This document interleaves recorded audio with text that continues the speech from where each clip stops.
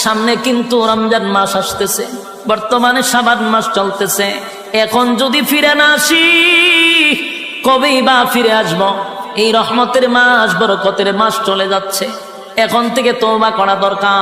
আল্লাহ, আপনার হুকুম যা লঙ্ঘন করছি, তাম জিন্দেগির গুনার বোঝা মাথায় লইয়া নজরুলে রহমতের সময় যদি চোখের পানি গুলো ছেড়ে দিয়া কান্দেন আর বলেন, মালিক জীবনের সব গুনার উপরে লজ্জিত, আল্লাহ এতদিন আপনার হুকুম পালন করি নাই, আল্লাহ শয়তানের ওয়াসওয়াসায় পড়ে করছি গো, আপনি মাফ করে দেন।